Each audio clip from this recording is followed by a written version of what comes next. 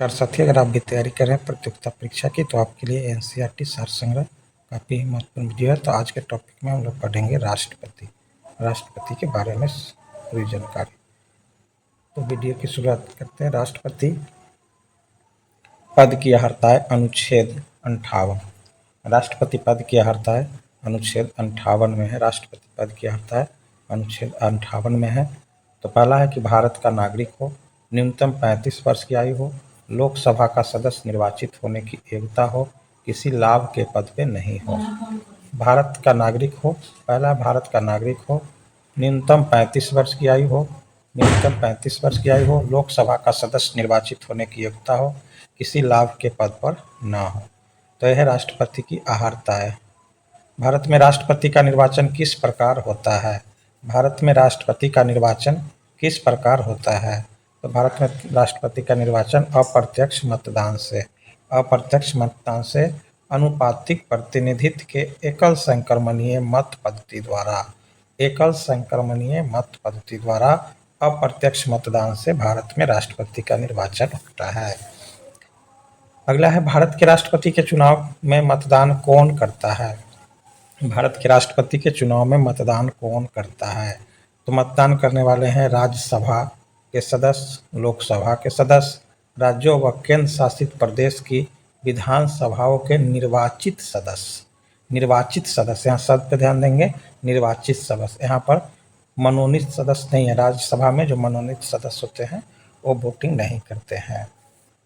तो कौन कौन वोटिंग करते हैं? राज्यसभा के सदस्य, लोकसभा सदस्य और राज्य तथा केंद्र शासित प्रदेशों के विधानसभा के निर्वाचित सदस्य राष्ट्रपति के चुनाव में मतदान करते हैं।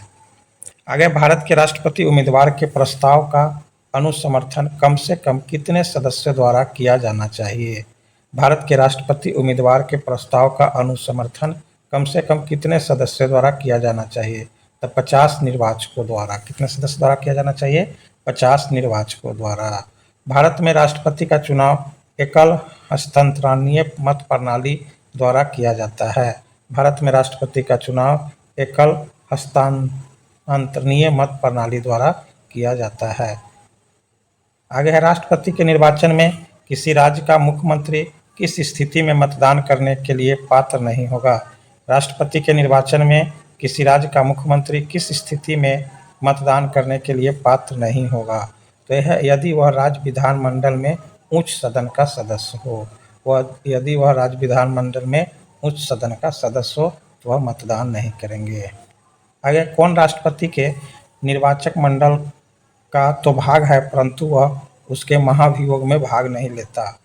कौन राष्ट्रपति के निर्वाचक मंडल का तो भाग है परंतु वह उसके महाभियोग में भाग नहीं लेता? तो यह राज्य की विधानसभा है, राज्य की विधानसभा के सदस्य। आगे, संसद तथा विधानसभा का कोई सदस्य राष्ट्रपति निर्वाचित हो सकता है परंतु उस पर क्या शर्तें हैं? संसद अथवा विधानसभा का कोई सदस्य राष्ट्रपति निर्वाचित हो सकता है परंतु उस पर क्या शर्त है? तो ये शर्त है, निर्वाचित होने के उपरांत उसे अपनी सदस्यता छोड़नी होगी। निर्वाचित होने के बाद उसे अपनी सदस्यता छोड़नी होगी। संसद के लिए राष्ट्रपति का अभिभाषण कौन तैयार करता है? संसद के लिए राष्ट्रपति का अभिभाषण कौन तैयार करता है? केंद्रीय मंत्रिमंडल। तो भाषण तैयार किया जाता है केंद्रीय मंत्रिमंडल के द्वारा। अगर राष्ट्रपति की मृत्यु, पद त्याग अथवा हटाए जाने पर पद की रिक्ति को 6 माह की समय सीमा के भीतर भरना होगा। राष्ट्रपति की मृत्यु पर या पद त्याग पर या हट जाने पर तो 6 माह के अंदर फिर से चुनाव होगा। भारत के राष्ट्रपति चुनाव में उत्पन्न विवाद का निपटारा कौन करता है? भारत के राष्ट्रपति चुनाव में उत्पन्न विवाद का निपटारा कौन करता है? तय करते हैं सर्वोच्च न्यायालय। सर्वोच्च न्यायालय द्वारा जो है सो विवाद का निपटारा किया जाता है। आगे, भारत के राष्ट्रपति को उसके कार्यकाल की समाप्ति से पूर्व किस प्रकार पद से हटाया जा सकता है? भारत के राष्ट्रपति को उसके कार्यकाल की समाप्ति से पूर्व किस प्रकार पद से हटाया जा सकता है? तो महाभियोग के द्वारा पद से हटाया जा सकता है। आगे, भारत के राष्ट्रपति को उसके पद से हटाने के अधिकार किसे प्राप्त है? भारत के राष्ट्रपति को उसके पद से हटाने की अधिकार किसे प्राप्त है? तो यह है संसद को। भारत के राष्ट्रपति को उसके पद से हटाने का अधिकार है संसद को। आगे है संघ की कार्यपालकीय शक्तियाँ किस अनुच्छेद के अंतर्गत राष्ट्रपति में निहित है। संघ की कार्यपालकीय शक्तियाँ किस अनुच्छेद के अंतर्गत राष्ट्रपति में निहित है। राष्ट्रपति में निहित है तो ये अनुच्छेद 53 के तहत। अनुच्छेद 61 के अंतर्गत राष्ट्रपति पर महाभियोग संसद के किस सदन द्वारा प्रारंभ किया जा सकता है। अनुच्छेद 61 के अंतर्गत राष्ट्रपति पर महाभियोग संसद के किस सदन द्वारा प्रारंभ किया जाता है। तो संसद के किसी भी सदन के द्वारा। संसद के किसी भी सदन के द्वारा। भारतीय संविधान का कौन सा अनुच्छेद राष्ट्रपति पद के लिए पुनः निर्वाचन की पात्रता निर्धारित करता है। भारतीय संविधान का कौन सा अनुच्छेद राष्ट्रपति पद के लिए पुनः निर्वाचन की पात्रता निर्धारित करता है। अनुच्छेद 57। अनुच्छेद 57। राष्ट्रपति को कोई भी विषय पुनर्विचार के लिए मंत्रिपरिषद को वापस भेजने का अधिकार किस संविधान संशोधन द्वारा प्रदान किया गया था। राष्ट्रपति को कोई भी विषय पुनर्विचार के लिए मंत्रिपरिषद को वापस भेजने का अधिकार किस संविधान संशोधन द्वारा किया गया था। तो 44वें संविधान संशोधन द्वारा। 44वें संशोधन द्वारा पुनर्विचार के लिए। आगे भारतीय संविधान के किस अनुच्छेद के अंतर्गत राष्ट्रपति संसद के दोनों सदनों द्वारा पारित किसी विधेयक पर अपनी स्वीकृति रोक सकते हैं। भारतीय संविधान के किस अनुच्छेद के अंतर्गत राष्ट्रपति संसद के दोनों सदनों द्वारा पारित किसी विधेयक पर अपनी स्वीकृति रोक सकते हैं। तो अनुच्छेद 111। अनुच्छेद 111 के द्वारा। किसी अनुच्छेद के अंतर्गत राष्ट्रपति कुछ आकस्मिकताओं में राज्यपाल के कार्यों के निर्वहन हेतु उपबंध कर सकता है। किस अनुच्छेद के अंतर्गत राष्ट्रपति कुछ आकस्मिकताओं में राज्यपाल के कार्यों के निर्वहन हेतु उपबंध कर सकता है। तो अनुच्छेद 160 में। अनुच्छेद 160 में। अब आगे राष्ट्रपति से संबंधित महत्वपूर्ण अनुच्छेद। तो अनुच्छेद 52। अनुच्छेद 52 कहता है भारत का राष्ट्रपति। अनुच्छेद 52 में है भारत के राष्ट्रपति। अनुच्छेद 53 संघ की कार्यपालिका शक्ति दिया हुआ है। अनुच्छेद 53 में। अनुच्छेद 54 राष्ट्रपति का निर्वाचक मंडल। अनुच्छेद 54 में राष्ट्रपति का निर्वाचक मंडल। अनुच्छेद 55 राष्ट्रपति के निर्वाचन की रीति। अनुच्छेद 55 राष्ट्रपति के निर्वाचन की रीति। अनुच्छेद 56 राष्ट्रपति की पदावधि। राष्ट्रपति की पदावधि। अनुच्छेद 57 पुनर्निर्वाचन के लिए पात्रता। अनुच्छेद 57 पुनर्निर्वाचन के लिए पात्रता। अनुच्छेद 58 राष्ट्रपति निर्वाचित होने के लिए अर्हता। अनुच्छेद 58 राष्ट्रपति निर्वाचित होने के लिए अर्हता। अनुच्छेद 59 राष्ट्रपति पद के लिए शर्तें। अनुच्छेद 59 राष्ट्रपति पद के लिए शर्तें। अनुच्छेद 60 राष्ट्रपति द्वारा शपथ या प्रतिज्ञान। अनुच्छेद 60 राष्ट्रपति द्वारा शपथ या प्रतिज्ञान। अनुच्छेद 61 राष्ट्रपति पर महाभियोग चलाने की प्रक्रिया। अनुच्छेद 61 राष्ट्रपति पर महाभियोग चलाने की प्रक्रिया। अनुच्छेद 62 राष्ट्रपति का पद रिक्त होने की स्थिति में उसे भरने के लिए निर्वाचन करने का समय और आकस्मिक रिक्ति भरने के लिए निर्वाचित व्यक्ति की पदावधि। तो अनुच्छेद 62 क्या कहता है कि राष्ट्रपति के पद रिक्त होने की स्थिति में उसे भरने के लिए निर्वाचन करने का समय और आकस्मिक रिक्ति को भरने के लिए निर्वाचित व्यक्ति की पदावधि। अनुच्छेद 72 क्षमा आदि की और कुछ मामलों में दंडादेश के निलंबन, परिहार या लघुकरण की राष्ट्रपति की शक्ति। अनुच्छेद 72 कहता है क्षमा आदि की और कुछ मामलों में दंडादेश के निलंबन, परिहार या लघुकरण की राष्ट्रपति की शक्ति। अनुच्छेद 73 संघ की कार्यपालिका शक्ति का विस्तार। अनुच्छेद 73 में है संघ की कार्यपालिका शक्ति का विस्तार। राष्ट्रपति को मृत्यु दंड के मामले में क्षमादान की शक्ति प्राप्त है। राष्ट्रपति को मृत्यु दंड के मामले में क्षमादान की शक्ति प्राप्त है, परंतु राज्यपाल के पास यह शक्ति नहीं है। राज्यपाल के पास यह शक्ति नहीं है, तो राष्ट्रपति जो है सो मृत्यु दंड को क्षमा कर सकते हैं।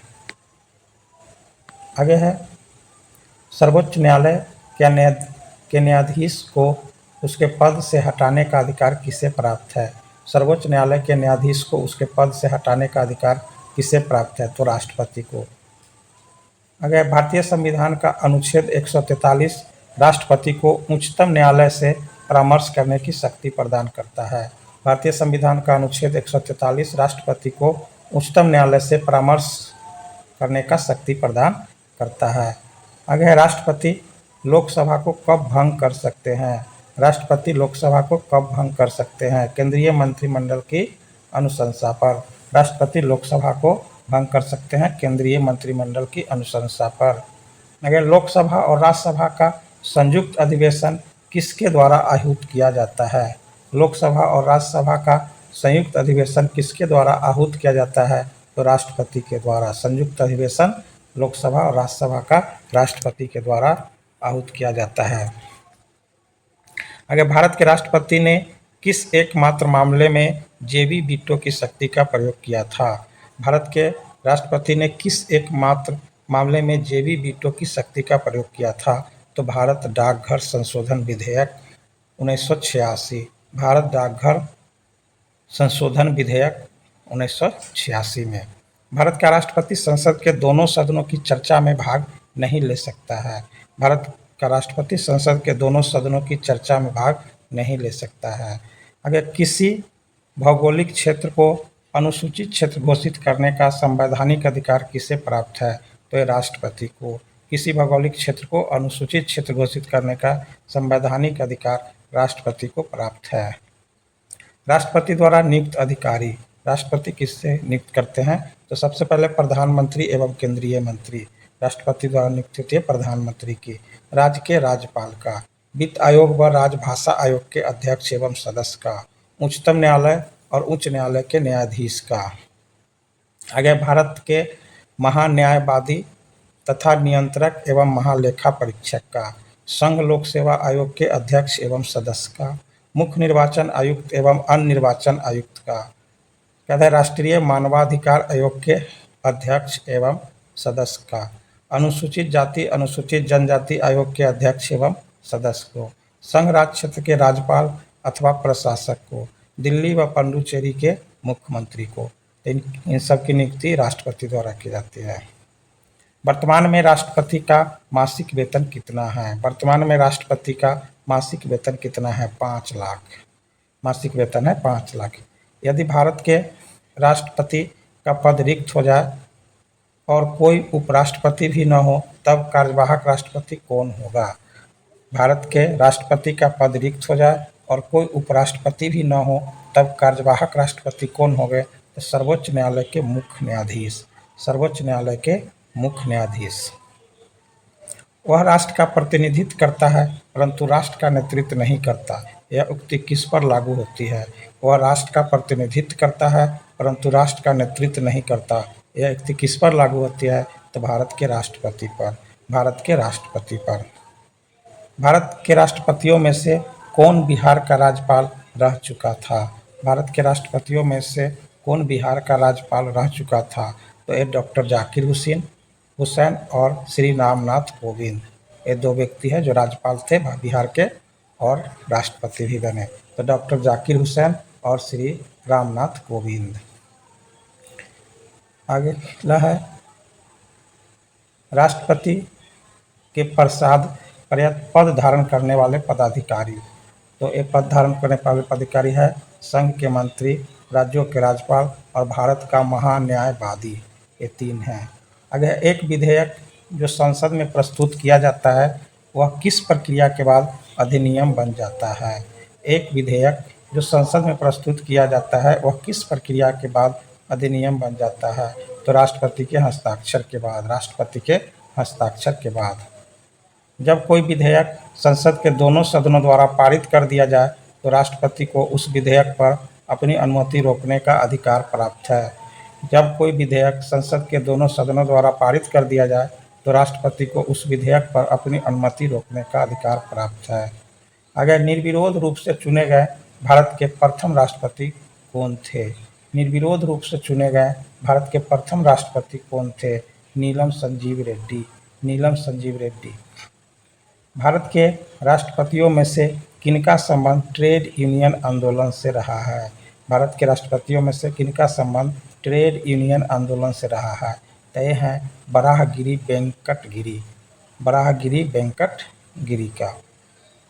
अगला है भारतीय संविधान भारत के राष्ट्रपति को राज्यों के मुख्यमंत्री की नियुक्ति का अधिकार नहीं देता है। भारतीय संविधान भारत के राष्ट्रपति को राज्य के मुख्यमंत्री की नियुक्ति का अधिकार नहीं देता है। राष्ट्रपति का कार्यकाल कितना होता है? राष्ट्रपति का कार्यकाल कितना होता है? यह ग्रहण के दिन से 5 वर्ष तक, पद ग्रहण के दिन से 5 वर्ष तक होता है राष्ट्रपति के कार्यकाल। भारत के किस राष्ट्रपति को मिसाइल मैन की संज्ञा दी जाती है? भारत के किस राष्ट्रपति को मिसाइल मैन की संज्ञा दी जाती है? तो डॉक्टर APJ अब्दुल कलाम को। डॉक्टर APJ अब्दुल कलाम को मिसाइल मैन कहा गया है। भारत के मुख्य न्यायाधीशों में से किसने राष्ट्रपति के रूप में कार्य किया था? भारत के मुख्य न्यायाधीशों में से किसने राष्ट्रपति के रूप में कार्य किया था? Justice M Hidayatullah. Justice M Hidayatullah. धन विधेयक को पुनर्विचार हेतु लौटाने का संवैधानिक विशेषाधिकार राष्ट्रपति के पास नहीं है। धन विधेयक को पुनः विचार हेतु लौटाने का संवैधानिक विशेषाधिकार राष्ट्रपति के पास नहीं है। श्री रामनाथ कोविंद का भारतीय गणतंत्र के राष्ट्रपति के रूप में कौन सा क्रम है? श्री रामनाथ कोविंद का भारतीय गणतंत्र के राष्ट्रपति के रूप में कौन सा क्रम है? तो ये है 14वां क्रम है। वित्त आयोग की नियुक्ति कौन करता है? वित्त आयोग की नियुक्ति कौन करता है? तो राष्ट्रपति। वित्त आयोग की नियुक्ति राष्ट्रपति करते हैं। राष्ट्रपति के रूप में डॉक्टर राजेंद्र प्रसाद ने सबसे लंबी अवधि तक एवं डॉक्टर जाकिर हुसैन ने सबसे कम अवधि तक कार्य किया था। तो राष्ट्रपति के रूप में डॉक्टर राजेंद्र प्रसाद सबसे लंबी अवधि 1950 से 1962 तक एवं डॉक्टर जाकिर हुसैन ने सबसे कम समय के लिए 1 वर्ष 11 दिन तक ही कार्य किया था। राष्ट्रपति द्वारा क्षमादान की स्थिति अब है यहाँ पर ना। राष्ट्रपति द्वारा क्षमादान किस स्थिति में राष्ट्रपति क्षमादान करते हैं? जब दंड सेना न्यायालय द्वारा दिया गया हो। जब दंड सेना के न्यायालय द्वारा दिया गया है। जब दंड संघीय विषय से संबंधित विधि के विरुद्ध अपराध के लिए दिया गया हो। जब दंडादेश मृत्यु दंड हो। तो 3 स्थिति में राष्ट्रपति क्षमादान करते हैं। यह राष्ट्रपति के विरुद्ध महाभियोग संसद द्वारा चलाई जाने वाली एक अर्ध न्यायिक प्रक्रिया है। तो राष्ट्रपति के विरुद्ध महाभियोग संसद द्वारा चलाई जाने वाली एक अर्ध न्यायिक प्रक्रिया है। हम लोग